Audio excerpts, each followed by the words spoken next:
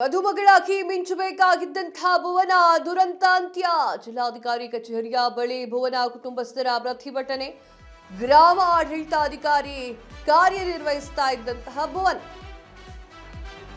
ಮದುವೆಯಾಗಿ ಮಿಂಚಬೇಕಾಗಿದ್ದ ಭುವನ ದುರಂತಾಂತ್ಯ. ಜಿಲ್ಲಾಧಿಕಾರಿ ಕಚೇರಿಯ ಬಳಿ ಭುವನ ಕುಟುಂಬಸ್ಥರ ಪ್ರತಿಭಟನೆ. ಗ್ರಾಮ ಆಡಳಿತಾಧಿಕಾರಿ ಕಾರ್ಯನಿರ್ವಹಣೆ ವಹಿಸ್ತಾ ಇರುವಂತಹ ಭುವನ ಎಸ್ಐಆರ್ ಪ್ರಕ್ರಿಯೆಗೆ ತೆರಳುತ್ತಾ ಇರುವಾಗ ರಸ್ತೆ ಅಪಘಾತವಾಗಿದೆ. ಅಲ್ಲಿ ಭುವನ ಸಾವನ್ನಪ್ಪಿದ್ದಾರೆ.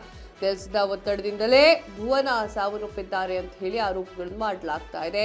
ಇನ್ನು ಡಿಸಿಯನ್ನ ವರ್ಗಾವಣೆ ಮಾಡಬೇಕು ಅಂತ ಹೇಳಲಾಗ್ತಾ ಇರುವಂಥದ್ದು. ಬಿಗಿ ಪಟ್ಟನ್ನ ಹಿಡ್ಕೊಂಡು ಕೂತ್ಕೊಂಡಿದ್ದಾರೆ. ಕೂಡಲೇ ಸ್ಥಳಕ್ಕೆ ಡಿಸಿಎಂ ಪರಮೇಶ್ವರ್ ಬರಬೇಕು ಅಂತ ಹೇಳಿ ಪಟ್ಟು ಹಿಡ್ಕೊಂಡಿದ್ದಾರೆ. ಭುವನ ಮದುವೆಗೆ ತಯಾರಿಯನ್ನ ನಡೆಸ್ತಾ ಇದ್ದಂತಹ ಕುಟುಂಬಸ್ಥರು ಇದು ಭುವನ ಅಂತ್ಯಕ್ರಿಯೆ ಮುಗಿಲು ಮುಟ್ಟಿದೆ. ಆಕ್ರಂದನ. ನಿನ್ನೆ ಒಂದು ಆಕ್ಸಿಡೆಂಟ್ ಆಗಿತ್ತು. ಆ ಆಕ್ಸಿಡೆಂಟಲ್ಲಿ ಒಂದು ಹೆಣ್ಣು ಮಗಳು ವಿಲೇಜ್ ಅಕೌಂಟೆಂಟ್ ಆಗಿ ಕೆಲಸವನ್ನು ನಿರ್ವಹಿಸ್ತಾ ಇದ್ರು. ಸೊ ವಿಲೇಜ್ ಅಕೌಂಟೆಂಟ್ ಆಗಿ ಕೆಲಸವನ್ನು ನಿರ್ವಹಿಸ್ತಾ ಇರುವಂತಹ ವೇಳೆಯಲ್ಲಿ ಬೆಳಿಗ್ಗೆ 10 ಗಂಟೆಯಿಂದ ಅವ್ರ ಡ್ಯೂಟಿ ಸ್ಟಾರ್ಟ್. SIR ಮಾಡೋಕ್ಕೆ ಹೋಗ್ತಾ ಇದ್ರು ಅವರು. ನೀವು ನೋಡ್ತಾ ಇದ್ದೀರಾ, ಅವರೇ ಭುವನ ಅಂತ ಹೇಳಿ SIR ಮಾಡೋಕ್ಕೆ ಹೋಗ್ತಾ ಇದ್ರು ಅವರು. SIR ಹೋಗಬೇಕಾದ್ರೆ 6 ಗಂಟೆಗೆ, ಬೆಳಗಿನ ಜಾವ 6 ಗಂಟೆಗೆ ಅವರು ಅಂದರೆ ಬೇಗ ಕೆಲಸ ಮುಗಿಸ್ಬೇಕು, ಈ SIR ಪ್ರಕ್ರಿಯೆ ಮುಗಿಸ್ಬೇಕು ಅನ್ನುವಂತಹ ಕಾರಣಕ್ಕಾಗಿ ಆಕೆ ಬೇಗ ಮನೆಯಿಂದ ಬಿಡಲಿಕ್ಕೆ ಸ್ಟಾರ್ಟ್ ಮಾಡಿದ್ಲು. ಅದು ಏನಾಗ್ತಾ ಇತ್ತು ಅಂತಂದರೆ, ಕೆಲಸದ ಒತ್ತಡ ಸಿಕ್ಕಾಪಟ್ಟೆ ಆಗಿತ್ತು. ಮದುವೆ ಮುಂಜೆ ಅನ್ನೋದು ನೋಡದೆ ರಜೆಗಳನ್ನು ಕೊಡ್ತಿರ್ಲಿಲ್ಲ. ಗೌರ್ಮೆಂಟ್ ರಜೆಯನ್ನು ಕೂಡ ಅವ್ರಿಗೆ ಸ್ಯಾಂಕ್ಷನ್ ಮಾಡ್ತಾ ಇರಲಿಲ್ಲ. ಸೊ ಹಿಂಗಿರಬೇಕಾದ್ರೆ ಮಾನಸಿಕವಾಗಿ ಒತ್ತಡಗಳಿತ್ತು. ಅವರು ಫ್ಯಾಮಿಲಿಯಲ್ಲಿ ಇದ್ದರೂ ಕೂಡ ಕೆಲಸದ ವಿಚಾರವಾಗಿ ತಲೆಯನ್ನು ಇಟ್ಕೊಳ್ತಿದ್ರು ಅಂತ ಅವರ ತಂಗಿನೋ ಅಕ್ಕನೋ ಒಂದು ಮಾತುಗಳನ್ನ ಆಡ್ತಾರೆ. ಸೊ ಹಿಂಗಿರಬೇಕಾದ್ರೆ ಅವರು ಆಕ್ಸಿಡೆಂಟ್ನಲ್ಲಿ ಸಾವನ್ನಪ್ತಾರೆ. ನಿನ್ನೆ ಮದುವೆಗೆ ಅಂತ ಹೇಳಿ ಆಕೆ ತಯಾರಾಗಿದ್ಲಂತೆ ಭುವನ. ಈಗ ಭುವನಳ ಅಂತ್ಯಕ್ರಿಯೆಯನ್ನು ಮಾಡುವಂತಹ ಸಮಯ ಬರ್ತಾ ಇದೆ. ಜಿಲ್ಲಾಧಿಕಾರಿ ಕಚೇರಿಯ ಬಳಿ ಭುವನ ಕುಟುಂಬಸ್ಥರು ಪ್ರತಿಭಟನೆಯನ್ನು ಮಾಡ್ತಾ ಇದ್ದಾರೆ. ಗ್ರಾಮ ಆಡಳಿತಾಧಿಕಾರಿಯಾಗಿ ಅಂದರೆ ವಿಲೇಜ್ ಅಕೌಂಟೆಂಟ್ ಆಗಿ ಕೆಲಸವನ್ನು ನಿರ್ವಹಿಸ್ತಾ ಇದ್ದಂತಹ ಭುವನ ಅಂದರೆ ಆಕ್ರಂದನ ಯಾವ ರೀತಿಯಾಗಿದೆ ಅಂತ ಹೇಳಿ ನೋಡ್ಕೊಂಬನ್ನಿ.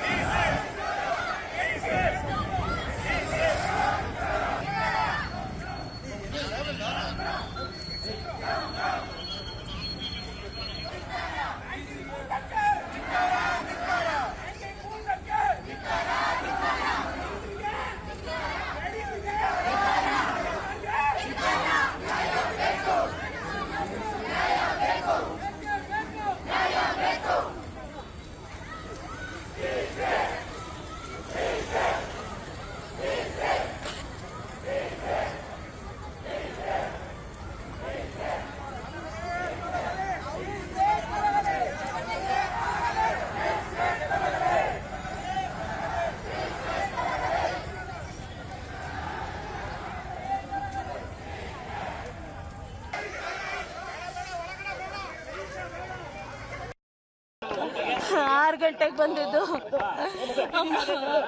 ದಿನ ಇದೆ ಹಿಂಸೆ. 6 ಗಂಟೆಗೆ ಡ್ಯೂಟಿಗೆ ಬರಬೇಕಾಗಿತ್ತು. ಹಬ್ಬ ಹರಿದಿನ ಒಂದು ಗೌರ್ಮೆಂಟ್ ರಾಜ್ಯದಲ್ಲೂ ಡ್ಯೂಟಿ ಮಾಡಬೇಕಾಗಿತ್ತು. ರಾತ್ರಿ 10 ಗಂಟೆ ಆದರೂ ಮೀಟಿಂಗ್.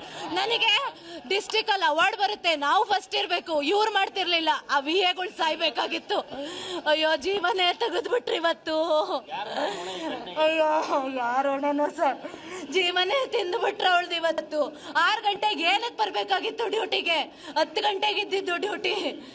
ಅಯ್ಯೋ, ಇವತ್ತು ಉತ್ತರನೇ ಎಸ್, ಆಕೆ ಹೇಳ್ತಾ ಇದ್ದಾಳೆ ಏನು ಅಂತಂದರೆ 10 ಗಂಟೆಗಿರುವಂಥ ಡ್ಯೂಟಿಗೆ ಇಷ್ಟು ಬೇಗ ಹೋಗುವಂಥ ಅವಶ್ಯಕತೆ ಇರಲಿಲ್ಲ ಅನ್ನುವಂಥ ರೀತಿಯಲ್ಲಿ ಮಾತನಾಡಿದ್ರು. ಇನ್ನು ಡಿ ಸಿ ಕಚೇರಿಯ ಮುಂದೆಯೂ ಕೂಡ ಆ, ಒಂದಿಷ್ಟು ಪ್ರತಿಭಟನೆಗಳಾಯಿತು. ಕೂಡಲೇ ಪರಮೇಶ್ವರ್ ಅವರು ಡಿ ಸಿ ಎಂ ಅವರು ಬರಬೇಕು ಅಂತ ಹೇಳಿ ಪಟ್ಟನ್ನು ಹಿಡ್ಕೊಂಡು ಕೂತ್ಕೊಂಡಿದ್ರು. ಕೂಡಲೇ ಸ್ಥಳಕ್ಕೆ ಡಿ ಸಿ ಎಂ ಪರಮೇಶ್ವರ್ ಅವರು ಬರಬೇಕು ಅಂತ ಹೇಳಿ ಪಟ್ಟು ಹಿಡಿದು ಕೂತ್ಕೊಂಡಿದ್ರು. ಭುವನಾ ಮದುವೆಗೆ ತಯಾರಿಯನ್ನು ನಡೆಸಿದಂತಹ ಕುಟುಂಬ ಎಂದು ಭುವನಾ ಅವರ ಅಂತ್ಯಕ್ರಿಯೆ ಮಾಡಲಾಗ್ತಾ ಇರುವಂಥದ್ದು ಅಖಂಡ ಮುಗಿಲು ಹುಟ್ಟಿದೆ.